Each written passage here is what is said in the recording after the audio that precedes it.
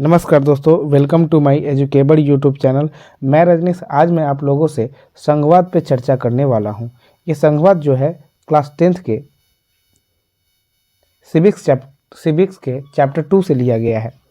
इसके first chapter पे मैंने ऑलरेडी वीडियो बनाया है, जिसका लिंक आपको डिस्क्रिप्शन बॉक्स में मिल जाएगा। संघवाद, इस चैप्टर में संघवाद पे मैं क्या क्या डिस्कस किया जाएगा उसको मैं बता देता हूं। सबसे पहले क्या है ऊर्ध्वाधर बंटवारा।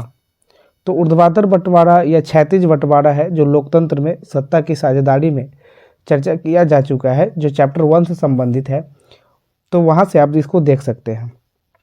लेकिन ऊर्ध्वाधर बंटवारा के ही स्वरूप जो है संघवाद कहलाता है। तो यहाँ पे क्या है, लोकतांत्रिक व्यवस्था में अलग अलग इलाकों के साथ रहना और चलना संभव हो पाता है, तो ये संघवाद के आधार पे होता है। तो संघवाद के सिद्धांत को समझेंगे, व्यवहार को समझने का प्रयास करेंगे। साथ में क्या है, जो संघवाद के लिए संवैधानिक प्रावधान है उस पर चर्चा करेंगे। संघवाद को मजबूत करने वाली नीतियों को देखेंगे।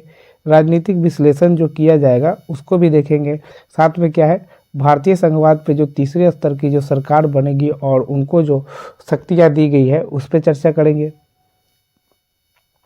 संघवाद क्या है, तो सबसे पहले क्या है कि इसको कह सकते हैं कि केंद्र से शक्ति छोटे छोटे समूहों, छोटे छोटे प्रांतों या एक छोटे से स्थान में तक स्थानांतरित होना कहला सकता है संघवाद। तो किसका स्थानांतरण, तो शक्ति का स्थानांतरण होना। तो बेल्जियम क्या है, शुरू में एकात्मक सरकार थी वहाँ, लेकिन बाद में क्या किया गया, तो इसने अपने यहाँ संविधान संशोधन करके इसको संघवाद में बदल दिया, अपने आप को संघीय बना लिया। तो ये कब हुआ, तो 1993 के संविधान संशोधन में ऐसा उसने किया। पहले ऐसा नहीं था कि बेल्जियम में प्रांत नहीं थे और यहाँ शक्ति नहीं थी। शक्ति थी बट केंद्र द्वारा उधार के रूप में दी गई थी। केंद्र जब चाहे उसे वापस ले सकती थी। तो वहाँ संविधान संशोधन करके अपने आप को संघीय स्वरूप में बदल दिया और बेल्जियम में एकात्मक से संघीय शासन प्रणाली को अपना लिया। अब यहाँ क्या संघीय व्यवस्था में सर्वोच्च क्या है, तो यहाँ केंद्रीय प्राधिकरण तथा उनकी विभिन्न अनुवांशिक इकाइयों के बीच सत्ता बांटी जाती है। आमतौर पर संघीय व्यवस्था 2 स्तर के होते हैं, 2 सरकारें होती है इसमें। एक पूरे देश को चलाने वाला सरकार होता है जिसे केंद्र सरकार कहते हैं और यह राष्ट्रीय महत्व के विषयों पे कानून बनाता है।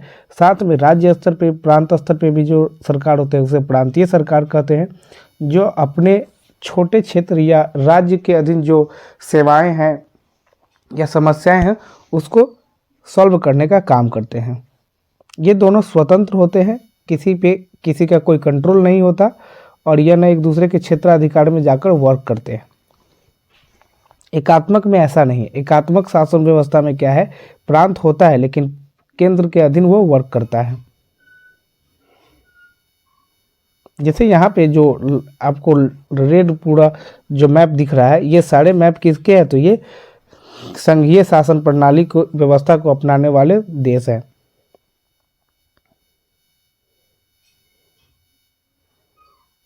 केंद्र सरकार जो है संघीय व्यवस्था में क्या होता है, कुछ खास आदेश नहीं दे सकता और राज्य को उसके आदेश को मानने की आवश्यकता नहीं होती है या कोई जवाबदेही नहीं होती है। तो कुछ संघीय व्यवस्था की कुछ महत्वपूर्ण विशेषताएं हैं, उसे देख लेते हैं। एक क्या है, 2 या 2 से अधिक स्तरों पे सरकार की व्यवस्था हो सकती है। जैसे प्राय तो 2 स्तर की सरकार होती है, केंद्र सरकार और प्रांतीय सरकार। बट भारत जैसे देशों में तीसरे स्तर की भी सरकार हो सकती है जो स्वशासन के रूप में जाना जाता है। दूसरा क्या है, ये सरकार जो है अपने नागरिकों पे अलग अलग तरीके से शासन करती है और कर वसूलती है और साथ में इनके अपने अपने क्षेत्राधिकार भी होते हैं। अब जैसे कि विभिन्न स्तरों पे ये रहकर संवैधानिक शक्ति जो है स्पष्ट दिया गया है और संविधान में इन स्तरों के सरकारों के लिए शक्तियों का विशेष प्रावधान किया गया है। साथ में ये क्या है, ये प्राधिकार और गारंटी भी संविधान द्वारा इन स्तरों के सरकार को दिया जाता है।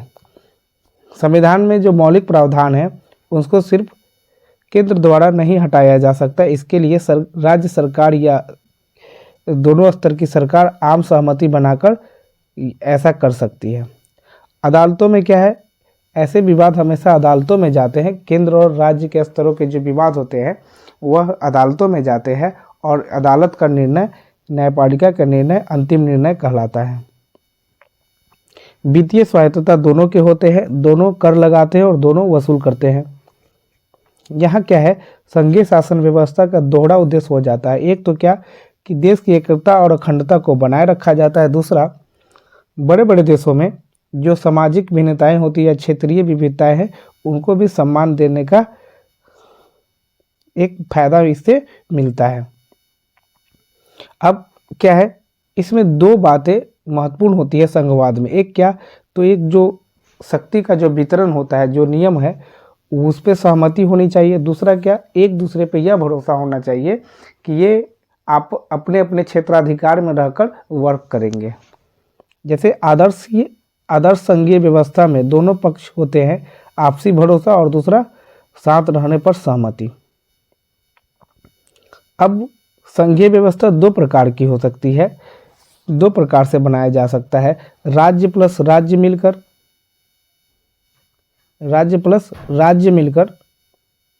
क्या है कि ऐसी व्यवस्था बना सकती है, संघ को बना सकती है। लेकिन इसमें क्या होगा कि इसमें राज्य ज़्यादा पावरफुल होगा राष्ट्र की अपेक्षा। और ऐसा ये राज्य इसलिए करेंगे क्योंकि ये अपने आप को विकसित करना चाहेंगे या किसी महत्व के लिए एक दूसरे के साथ जुड़कर एक संघ का निर्माण करेंगे। जैसे संयुक्त राज्य अमेरिका, स्विट्जरलैंड, ऑस्ट्रेलिया में ऐसा देखा गया है, देखा नहीं गया, ये इस तरह की सरकार यहाँ बनाई गई है। अब एक यहाँ पे क्या होगा कि आमतौर पर प्रांत के सबसे ज़्यादा शक्तिशाली होगा केंद्र की अपेक्षा। अब नीचे क्या है कि संघीय व्यवस्था में ऐसा नहीं है। जैसे कि भारत जैसे देशों में या बड़े देशों में क्या गया, ऐसा नहीं है। अब वहाँ आंतरिक विविधता को देखते हुए राज्य बनाए जाते हैं और उनको शक्ति दिया जाता है कि वह अपनी समस्याओं को खुद से सॉल्व कर सके। समझ गए? जैसे भारत, बेल्जियम, स्पेन में ऐसा उदाहरण है, देखने को मिलता है। उसके बाद क्या है कि यहाँ जो है इस व्यवस्था में केंद्र सबसे ज़्यादा शक्तिशाली होता है, राज्य इसमें उतना पावरफुल नहीं होता है जितना उस व्यवस्था में हमें देखने के लिए मिला था। भारत में संघीय व्यवस्था, आप लोगों ने देखा होगा कि बेल्जियम और श्रीलंका छोटे छोटे देश हैं, लेकिन यहाँ बहुत सारी विविधताएं हैं जिसके कारण इन्हें बड़ी मुश्किलों का सामना करना पड़ा था। तो भारत के बारे में सोचिए कि भारत के तो छोटे छोटे क्षेत्रों में भाषा चेंज हो जाता है, धर्म चेंज हो जाता है, क्षेत्र चेंज हो जाता है। तो यहाँ कैसे सत्ता की साझेदारी की जा सकती है? तो भारतीय संविधान में भारत को राज्यों का संघ कहा गया है, लेकिन भारत के लिए संघ शब्द का प्रयोग नहीं किया जाता है। भारतीय संघ का गठन संघीय शासन व्यवस्था के सिद्धांत पर हुआ है। अब क्या है, जो सात जो है संघीय व्यवस्था की विशेषता है उसे यहाँ हम लोगों ने देखा है। तो इसका विश्लेषण हम लोग आगे करते हैं। तो कहता क्या है यहाँ, संविधान में जो मौलिक रूप से दो स्तरीय सरकारी व्यवस्था किया गया है, जिस एक को क्या बोलते हैं, संघ सरकार या केंद्र सरकार बोलते हैं। दूसरा जो राज्य स्तर की सरकार है केंद्र को पूरे देश का या पूरे भारतीय संघ का प्रतिनिधित्व करना होता है, लेकिन जो छोटे छोटे हैं राज्य है उनको सिर्फ अपने राज्य भर का प्रतिनिधित्व करना होता है।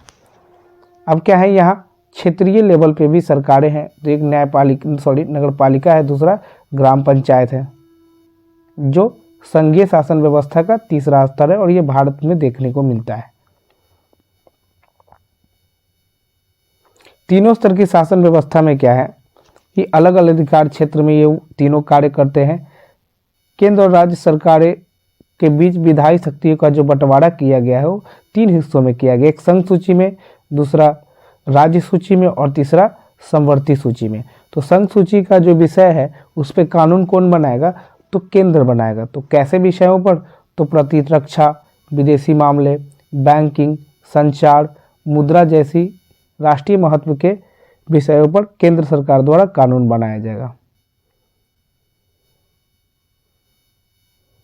राज्य स्तर पे जो है तो राज्य सूची में जैसे पुलिस है, व्यापार है, वाणिज्य है, कृषि है, सिंचाई जैसे है प्रांतीय और स्थानीय महत्व के जो विषय हैं उस पर कानून कौन बनाएगा, तो राज्य सरकार इस पे कानून बनाएगी।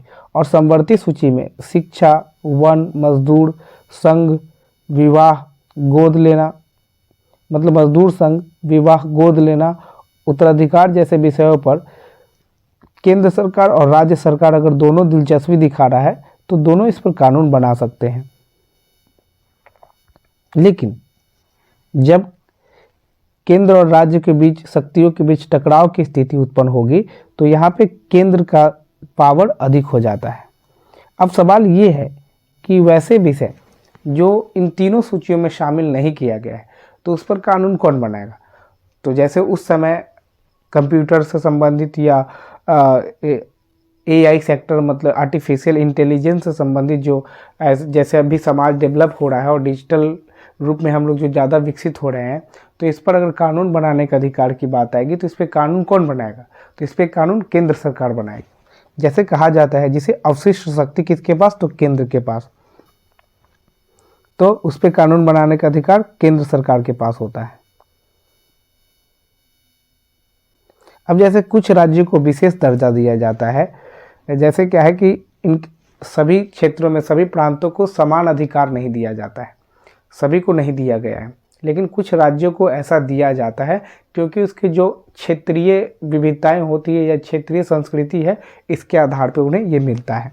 तो जैसे कुछ राज्य हैं, नागालैंड है, अरुणाचल प्रदेश है, मिजोरम है, असम है, तो ये ऐसे राज्य हैं जहाँ क्षेत्रीय विविधता है और यहाँ के लोग थोड़ा सा जनजाति समूह में रहने वाले लोग हैं और ये पौराणिक परंपरा को मानने वाले जनजाति लोग हैं। तो इनकी सुरक्षा राज्य की जिम्मेदारी हो जाती है और इनको यह अधिकार दे दिया जाता है कि आपको जिस तरह से अपने यहाँ रहना है उस तरह से रह सकते हैं और इसके लिए प्रावधान 371 में किया गया है। लेकिन 371 में जैसे कि क्या था कि ये जो जम्मू कश्मीर के लिए भी यही व्यवस्था की गई थी, लेकिन वहाँ तो 371 को हटा दिया गया है, सॉरी वहाँ 370 था।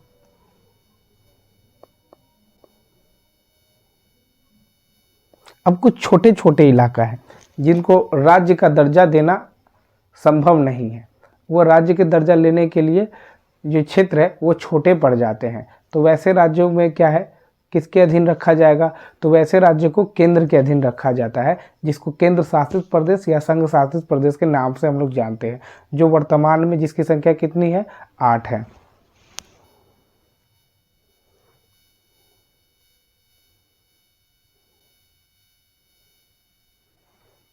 केंद्र और राज्यों के बीच जो सत्ता का बंटवारा होता है तो इसमें बदलाव करने का कोई आसान तरीका नहीं होता है, संसद द्वारा खुद से नहीं बदला जा सकता है। तो इसके लिए क्या किया जाता है, संसद के दोनों सदनों में 2/3 बहुमत की ज़रूरत होती है। फिर क्या है, जो राज्य हैं उनकी आधी आबादी की विधानसभाओं में मतलब जो राज्य है उनके यहाँ के आधे से अधिक विधानसभाओं की सहमति होना आवश्यक है। अब क्या है, संवैधानिक प्रावधान है कि कानून बनाने का और क्रियान्वयन की देखरेख के लिए क्या है, न्यायपालिका की मुख्य भूमिका रहेगी। मतलब ये जो राज्य हैं ये कानून बना सकते हैं, इसको पूरे देश में अप्लाई कर सकते, संघ जो है कानून बना सकता है, पूरे देश में अप्लाई कर सकता है। राज्य है जो अपने क्षेत्र में कानून बनाकर उसको अप्लाई कर सकता है। लेकिन क्या है कि जब कानून का विश्लेषण की बात आएगी और उसकी क्रियान्वयन की बात आएगी तो उस समय न्यायपालिका की मुख्य भूमिका होती है, जिसमें उच्च न्यायालय और सर्वोच्च न्यायालय में ऐसे विवाद लाए जाते हैं और उसमें इसका विश्लेषण किया जाता है। संघीय व्यवस्था कैसे चलती है, तो संघीय व्यवस्था कैसे चलती है, तो संघीय व्यवस्था को चलाने के लिए संवैधानिक प्रावधान जरूरी है, लेकिन पूरी तरह से इसकी आवश्यकता नहीं है। इसके लिए लोकतांत्रिक राजनीति की भी आवश्यकता पड़ती है। भारत में यह खास करके देखा गया है। अब राजनीतिक लोकतंत्र भारत में कैसे संघवाद को बढ़ावा दिया है, तो इसने संघवाद की भावना को, विविधता का आदर, संघ साथ रहने की इच्छा का हमारे देश के साझा आदर्श के रूप में स्थापित होना सुनिश्चित किया है।